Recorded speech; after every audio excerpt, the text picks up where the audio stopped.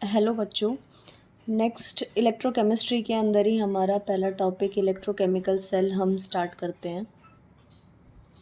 Electrochemical cell हम study करते हैं, पूरा डिटेल हम जानेंगे। पहले बेसिक समझते हैं कि इलेक्ट्रोकेमिकल सेल्स होता कैसे है, किससे बनता है, किन किन चीज़ों की यहाँ पर ज़रूरत पड़ती है और हमसे बोर्ड में या कॉम्पिटिटिव में किस तरीके से क्वेश्चंस पूछे जाते हैं, राइट। तो इलेक्ट्रोकेमिकल सेल सबसे पहले तो होता क्या, देखो इलेक्ट्रोकेमिकल सेल नाम में ही पता लग रहा होगा। Cell is a device. Cell क्या होता है? सेल होता है हमारा डिवाइस, ठीक है। कैसा डिवाइस? इलेक्ट्रोकेमिकल या इलेक्ट्रोकेमिस्ट्री से आप बेसिकली समझते क्या? इलेक्ट्रो मतलब ये किससे डील कर रहा है? इलेक्ट्रिसिटी से। कहीं ना कहीं इलेक्ट्रिसिटी की बात आएगी। केमिकल मतलब कहीं ना कहीं किसकी बात आएगी? केमिकल रिएक्शंस की। आप बोल सकते हो किसकी बात आएगी? केमिकल एनर्जी की, ठीक है। तो बेसिकली इलेक्ट्रोकेमिस्ट्री चैप्टर हमारा इसी चीज़ पे डिपेंड करता है कि किस तरीके से हम इलेक्ट्रिसिटी की मदद से केमिकल रिएक्शन या केमिकल चेंजेस कराते हैं, या केमिकल चेंजेस केमिकल रिएक्शन की वजह से किस तरीके से इलेक्ट्रिसिटी प्रोड्यूस की जाती है। बेसिकली हमें इस पूरे चैप्टर में इसी से ही डील करना है और इसी के रिगार्डिंग ये पूरा चैप्टर है, ठीक है। तो इसके अंदर जो इलेक्ट्रोकेमिकल सेल है, इससे हम क्या समझते हैं? देखो, इलेक्ट्रोकेमिकल सेल एक ऐसा सेल है जिसके अंदर केमिकल चेंजेस की मदद से हम क्या प्रोड्यूस करवाते हैं? इलेक्ट्रिसिटी प्रोड्यूस करवाते हैं, ठीक है। या आप बोल सकते हो सिंपली कि केमिकल एनर्जी को जो इलेक्ट्रिकल एनर्जी में चेंज करने का काम करता है, उस डिवाइस को हम क्या बोलते हैं? इलेक्ट्रोकेमिकल सेल बोलते हैं, राइट। तो इलेक्ट्रोकेमिकल सेल क्या होता है? एक ऐसा सेल जिसके अंदर कुछ केमिकल रिएक्शंस होती हैं। उस केमिकल रिएक्शन से जो केमिकल एनर्जी प्रोड्यूस हो रही है, उस केमिकल एनर्जी को किस में चेंज किया जाता है? इलेक्ट्रिकल एनर्जी के अंदर चेंज कराया जाता है। बेसिकली इलेक्ट्रोकेमिकल सेल का कॉन्सेप्ट ये होता है, ठीक है। अब क्या सबसे पहला सवाल ये आता है, क्या ये प्रोसेस स्पॉन्टेनियस है या नॉन स्पॉन्टेनियस? देखो, स्पॉन्टेनियस या नॉन स्पॉन्टेनियस का मतलब क्या है? स्पॉन्टेनियस वो प्रोसेसेस होती हैं जो या तो खुद ब खुद हो जाती हैं, या एक इनको स्मॉल इनिशिएशन की ज़रूरत होती है। अगर एक इनिशिएट इनको मिल जाए तो ये प्रोसेस अपने आप चल लेती हैं। जैसे फॉर एग्जांपल, आपको पानी, अगर आप किसी हाइट से पानी छोड़ देते हो, ठीक है, आपके पास एक ग्लास है और उस ग्लास को आपने एक हाइट से उल्टा कर दिया, तो अपने आप वो पानी ऊपर से किस डायरेक्शन में जाएगा? नीचे की डायरेक्शन में जाएगा, ठीक है। तो आपने क्या किया? एक इनिशिएट दिया इसको कि ग्लास को आपने हल्का सा क्या कर दिया? नीचे की तरफ कर दिया। तो जैसे ही आपने नीचे किया, सारा पानी खुद ब खुद ऊपर से कहाँ फ्लो कर रहा है? नीचे की तरफ फ्लो कर रहा है। तो ये प्रोसेस एक जनरल प्रोसेस है, इसको हम क्या बोलेंगे? Spontaneous process. वहीं अगर पानी को नीचे से ऊपर भेजना है तो वो अपने आप नहीं जाएगा। उसके लिए आप क्या करते हो? इलेक्ट्रिक मोटर की मदद लेते हो।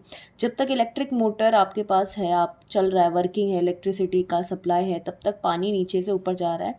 जैसे ही सप्लाई रुक जाएगा, पानी ऊपर जाना बंद हो जाएगा। तो ये प्रोसेस अपने आप नहीं हो रहा है, ना इनिशिएशन के ऊपर खुद ब खुद चल रहा है। ये एक एक्सटर्नल एजेंसी से काम कर रहा है। जब तक वो एक्सटर्नल एजेंसी काम कर रही है तब तक ये प्रोसेस चल रहा है।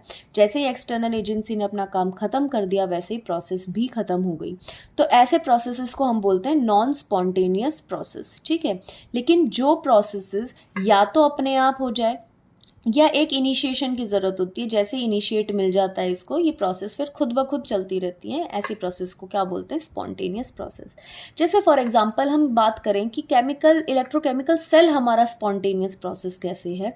हम इसको क्यों स्पॉन्टेनियस बोल रहे हैं? क्योंकि बेटा यहाँ पर केमिकल एनर्जी को चेंज किया जा रहा है, किसके अंदर? इलेक्ट्रिकल एनर्जी के अंदर। और केमिकल रिएक्शंस को कराने के लिए एज सच ज़रूरत नहीं होती है। Most of the chemical reactions अपने आप हो जाती हैं अगर उनको एक इनिशिएशन मिल जाए, एक स्टार्ट मिल जाए, तो ये रिएक्शन अपने आप चलती रहती है। मतलब इनको बस एक छोटा सा सपोर्ट की ज़रूरत होती है। अगर वो सपोर्ट मिल गया तो ये प्रोसेस फिर खुद ब खुद चलनी स्टार्ट हो जाती है। तो ये काम अपने आप हो रहा है और अपने आप जो केमिकल एनर्जी प्रोड्यूस हुआ है, बस हम क्या कर रहे हैं, उस एनर्जी का यूटिलाइज कर रहे हैं टू फॉर्म इलेक्ट्रिसिटी। ठीक है, तो ये काम करता है बेसिकली इलेक्ट्रोकेमिकल सेल। तो इम्पॉर्टेंट फैक्टर है सबसे, तो यहाँ पूछ लिया जाता है कि गिब्स फ्री एनर्जी के बारे में, कि इलेक्ट्रोकेमिकल सेल के लिए जो गिब्स फ्री एनर्जी होती है वो क्या होती है। तो Gibbs free energy electrochemical cell के लिए हमेशा नेगेटिव होती है। नेगेटिव गिब्स फ्री एनर्जी किसको रिप्रेजेंट करता है, स्पॉन्टेनियस प्रोसेस को रिप्रेजेंट करता है। तो हम बोल सकते हैं for a electrochemical cell delta G, that means Gibbs free energy is always negative, right. अब कुछ बात कर लेते हैं कि हमें कंस्ट्रक्शन के लिए क्या क्या चीज़ें चाहिए होती है, किन किन चीज़ों की हमें ज़रूरत होती है इलेक्ट्रोकेमिकल सेल बनाने के लिए। तो इलेक्ट्रोकेमिकल सेल बनाने के लिए सबसे पहले हमें लगते हैं इलेक्ट्रोड्स लगते हैं। सबसे पहले हमें क्या चाहिए होते हैं, इलेक्ट्रोड्स चाहिए होते हैं। बेसिकली इलेक्ट्रोड्स होते क्या हैं, अगर इन केस नहीं पता तो इलेक्ट्रोड्स क्या होते हैं बेटा, इलेक्ट्रोड्स आपके मेटल की प्लेट्स होती हैं। मेटल की क्या होती हैं, प्लेट्स होती हैं, जिसके ऊपर काम कराया जाता है आइदर ऑक्सीडेशन का या रिडक्शन का। ठीक है, जिस प्लेट के ऊपर, जिस मेटेलिक प्लेट पे ऑक्सीडेशन प्रोसेस चलती है उसको हम बोलते हैं एनोड, और जिसके ऊपर रिडक्शन प्रोसेस होती है उसको हम क्या बोलते हैं, कैथोड। ठीक है, मतलब बेसिकली एनोड क्या होता है, एनोड एक ऐसा इलेक्ट्रोड है, एक ऐसी मेटल की प्लेट होती है जिसके ऊपर क्या होता है, ऑक्सीडेशन प्रोसेस होता है। ठीक है, लाइक मेरे पास जिंक की प्लेट है, तो जिंक अगर किस में चेंज हो रहा है, Zn2 पॉजिटिव प्लस 2 इलेक्ट्रॉन, भाई लॉस ऑफ इलेक्ट्रॉन हमारा क्या होता है, ऑक्सीडेशन होता है।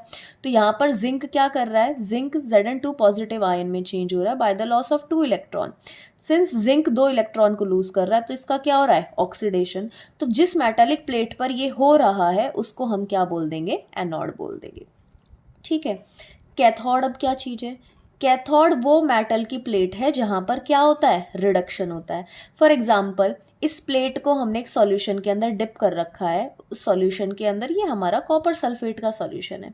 तो क्या होगा, कॉपर सल्फेट के अंदर जो कॉपर के आयन प्रेजेंट है, ये अगर 2 इलेक्ट्रॉन को गेन करके कॉपर में चेंज होना स्टार्ट हो जाए तो ये प्रोसेस क्या कहलाएगी, reduction process. Gain of electron हमारा क्या होता है, रिडक्शन होता है। तो जहां पर ये हो रहा है काम, जिस सरफेस पे ये काम हो रहा है उसको हम क्या बोलते हैं, कैथोड बोलते हैं। होप एनोड और कैथोड समझ में आ गया होगा आप सबके। एनोड क्या है, एनोड मेटल की वो प्लेट है जिस पे ऑक्सीडेशन होता है, कैथोड मेटल की वो प्लेट है जहां पर रिडक्शन होता है। ठीक है, इसके बारे में हम शॉर्ट ट्रिक भी देखेंगे, उससे और भी अच्छी तरीके से चीज़ें याद रह जाएंगी, राइट। अब हम बात कर लेते हैं इलेक्ट्रोड्स जो हैं हमारे, इलेक्ट्रोड्स हमारे फर्दर 2 टाइप के इलेक्ट्रोड होते हैं। एक होते हैं एक्टिव इलेक्ट्रोड, एक होते हैं एक्टिव इलेक्ट्रोड, और दूसरे होते हैं हमारे इनर्ट इलेक्ट्रोड। दूसरे हमारे क्या होते हैं, इनर्ट इलेक्ट्रोड। एक्टिव इलेक्ट्रोड्स क्या चीज होती है, नाम से थोड़ा बहुत आपको क्लियर हो रहा होगा, एक्टिव और इनर्ट। इनर्ट का मतलब क्या होता है, जो रिएक्शन में पार्टिसिपेट नहीं करता। इनर्ट का मतलब क्या होता है, जो रिएक्ट नहीं करता, यानी कि जो रिएक्शन में पार्टिसिपेट नहीं करेगा। और एक्टिव का मतलब क्या है, एक्टिव तो वो होता है जो हर जगह पार्टिसिपेट करता है, राइट। तो हम अगर हमें डिस्टिंग्विश करना पड़े तो हम कैसे डिस्टिंग्विश करेंगे, एक्टिव इलेक्ट्रोड क्या होते हैं, एक्टिव इलेक्ट्रोड्स हमारे क्या होते हैं, एक्टिव इलेक्ट्रोड्स हमारे वो इलेक्ट्रोड्स होते हैं जो रिएक्शन कराने के लिए सरफेस भी देते हैं, एज वेल एज ये खुद भी रिएक्शन में क्या करते हैं, पार्टिसिपेट, मतलब अपना ये ऑक्सीडेशन या रिडक्शन कर सकते हैं, मतलब ऑक्सीडेशन फिनोमिना या रिडक्शन फिनोमिना इनके ऊपर हो सकता है, राइट। तो एक्टिव इलेक्ट्रोड्स क्या होते हैं, जो अपना सरफेस भी प्रोवाइड करते हैं रिएक्शन के लिए, प्लस एज वेल एज उनका ऑक्सीडेशन भी पॉसिबल होता है।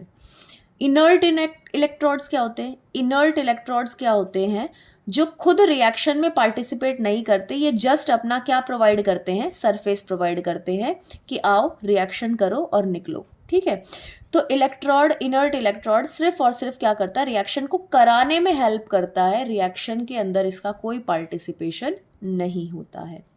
होप इलेक्ट्रोड्स आपके समझ में आ गया होगा। नेक्स्ट वीडियो में हम फर्दर कंस्ट्रक्शन देखेंगे। Thank you.